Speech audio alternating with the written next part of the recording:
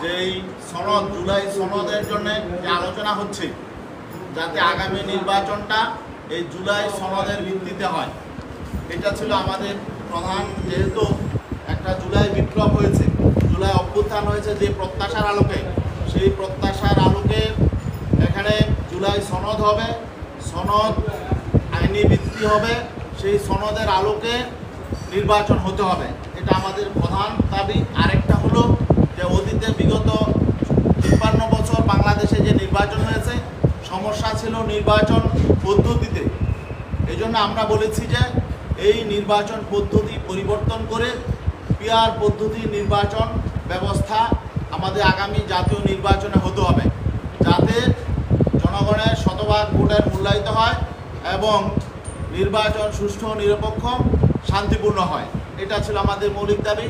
আর আমরা বলেছি যে স্থানীয় নির্বাচন তো আগে হওয়া প্রয়োজন, যাতে নাকি লেভেল প্লেইং ফিল্ড কতটুকু আছে, আমরা রাজনৈতিক দলগুলো কতটুকু সভ্য হয়েছি, এটা যাতে প্রমাণ হয়। তিনি এই ব্যাপারে বলেছেন যে স্থানীয় নির্বাচনের দায়িত্ব তো আমার না, সেটা যদি সরকার আমাকে অনুরোধ করে করতে আমরা করতে পারি, কিন্তু তারা তো এখনো পর্যন্ত স্থানীয় নির্বাচনের ব্যাপারে আইন এখনো পর্যন্ত চূড়ান্ত করে নাই। বিভিন্ন নিত্য নতুন আইনের ব্যাপারে তারা উদ্যোগ নিচ্ছে। এই জন্য আমরা দেখছি যে এই যে সংস্কার কমিশন, ঐক্যমত্য কমিশন, তারা আসলে স্থানীয় নির্বাচনের ব্যাপারে কংক্রিট কোনো আইন এখনো পর্যন্ত তারা উপস্থাপন করতে পারে নাই। এটা আমাদের জন্য একটি ব্যর্থতার বিষয়। আর আমরা লেভেল প্লেইং ফিল্ডের কথা বলেছি, যেটা এখন অনুপস্থিত। এবং সর্বশেষ আমরা বলেছি যে আপনি যদি মনে করেন সুষ্ঠু নির্বাচন, গ্রহণযোগ্য নির্বাচন দিতে পারবেন, তাহলে আপনি নির্বাচন দেন। আর যদি আপনি মনে করেন সুষ্ঠু, গ্রহণযোগ্য এবং নিরপেক্ষ নির্বাচন দিতে পারবেন না, তাহলে আপনি ঝুঁকি নেবেন না। কারণ যদি আপনি সুষ্ঠু, গ্রহণযোগ্য নির্বাচন না দিতে পারেন, তাহলে বিগত নির্বাচন কমিশনের পরিণতি আপনাকে ভোগ করতে হবে। আপনার গলায় গামছা এবং মাজায় রশি লাগতে পারে, এই অবস্থাটা আপনি মনে রাখবেন। এটা মনে রেখেই আপনি নির্বাচনের দিকে যাবেন। এবং আমরা স্পষ্ট বলেছি যে জুলাই সনদ আইনি ভিত্তি হওয়ার আগে, ডিক্লেয়ার হওয়ার আগে আপনি তফসিল ঘোষণা করবেন না, সেটা আমরা ক্লিয়ার বলে দিয়েছি।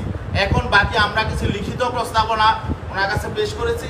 আমাদের আজকের এই প্রতিনিধি দলের অন্যতম সদস্য, ইসলামী আন্দোলন বাংলাদেশের সম্মানিত প্রেসিডিয়ামের অন্যতম মেম্বার অধ্যাপক আশরাফ আলী আকন, সেগুলো আপনাদের সামনে তুলে ধরছেন। প্রিয় সাংবাদিক বন্ধুগণ, আমরা আপনি জানেন দেশের এই ক্রান্তি লগ্নে দেশজাতির মুক্তির জন্যে আমরা নির্বাচন কমিশনের কাছে, প্রধান নির্বাচন কমিশনের কাছে অনেকগুলো প্রস্তাব নিয়ে এসেছি। সেই প্রস্তাবগুলো আমি আপনাদেরকে পড়ে শোনাচ্ছি। অবাধ, সুষ্ঠু, অবাধ ও গ্রহণযোগ্য নির্বাচনের লক্ষ্যে ইসলামী আন্দোলন বাংলাদেশের পক্ষ থেকে নির্বাচন কমিশনের কাছে 7টি মৌলিক প্রস্তাব। 1. বিগত ক্ষমতাসীন দলগুলো যেভাবে স্থানীয় সরকারের নির্বাচনকে দলীয় এবং ক্ষমতার অশুভ প্রভাব খাটিয়ে বিতর্কিত ব্যর্থ করেছে, তা থেকে উত্তরণের জন্য সংসদ নির্বাচন আগে স্থানীয় সরকার নির্বাচন আয়োজন করতে হবে। 2. সুষ্ঠু নির্বাচনের স্বার্থে নির্বাচনী কাজে দায়িত্বরত ব্যক্তিবর্গ ও আইন শৃঙ্খলা রক্ষাকারী বাহিনীকে দায়িত্বশীল এবং দলনিরপেক্ষ ভূমিকা পালনের জন্য প্রশিক্ষণ ও দিক নির্দেশনা দিতে হবে।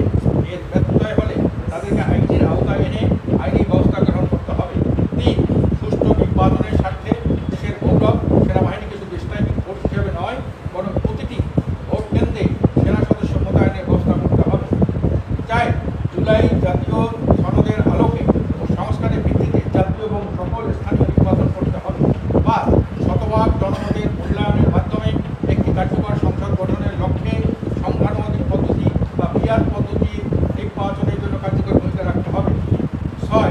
ফ্যাসিস্ট, খুনি, মানবতাবিরোধী, অপরাধী, আধিপত্যবাদী শক্তির এজেন্ট আওয়ামী লীগ ও তার সকল দোসর ও সহযোগী দলকে নির্বাচনে অযোগ্য ঘোষণা করা এবং তাদের নিবন্ধন বাতিল করতে হবে।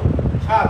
দুর্নীতিবাজ, সন্ত্রাসী, চাঁদাবাজ, দখলবাজ, টেন্ডারবাজ ও খুনিদের নির্বাচনে অযোগ্য ঘোষণা করতে হবে। এই 7 দফা আমরা প্রস্তাবনা সেখানে দিয়েছি। এটাকে উনি আশ্বাস করেছেন, যেগুলো আমি বিবেচনা করে দেখবো কীভাবে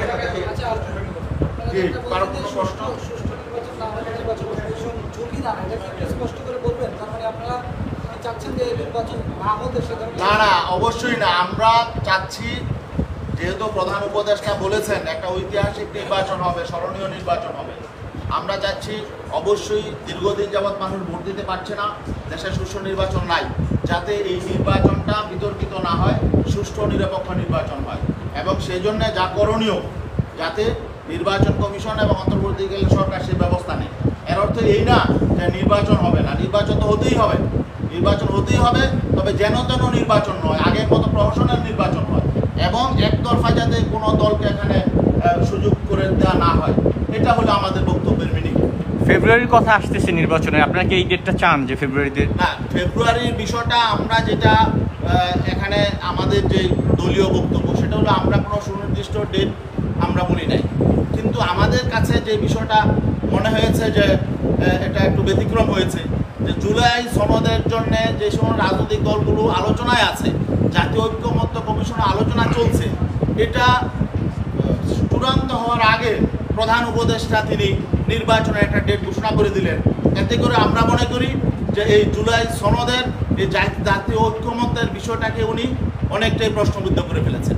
আমরা মনে করেছিলাম জাতীয় ঐক্যমত্য হবে, জুলাই সনদ হবে, তারপরে প্রধান উপদেষ্টা নির্বাচনের একটা ডেট উনি ঘোষণা করবেন, কিন্তু তিনি মাঝখানে এসেই এখানে নির্বাচনের ডেটটা ঘোষণা করাতে এখন জাতীয় ঐক্যমতের এই সনদটা আমরা মনে করছি যে অনেকটা প্রশ্নবিদ্ধ হয়ে গেছে। এখন এটার পরিণতি কি হবে এটা নিয়ে আমরা শঙ্কিত। পিআর হলো গণদাবি, এটা শুধু ইসলামী আন্দোলন বাংলাদেশের দাবি না, পিআরটা হলো গণদাবি।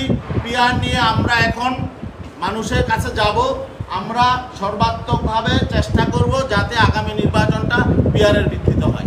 এখনকার লোয়ার হাউসে হবে না আপার হাউসে? আমরা মূল যে নির্বাচন লোয়ার হাউস, আমরা লোয়ার হাউসেই পিআর চাই। আপার হাউসে কি হবে না হবে এটা পরের বিষয়, আগে হলো লোয়ার হাউসে পিআর হতে হবে। পিআর না হলে কি আপনারা ইলেকশনে যাবেন না? ইলেকশনে যাওয়া না যাওয়ার প্রশ্ন হলো পরিবেশের উপর নির্ভর করবে।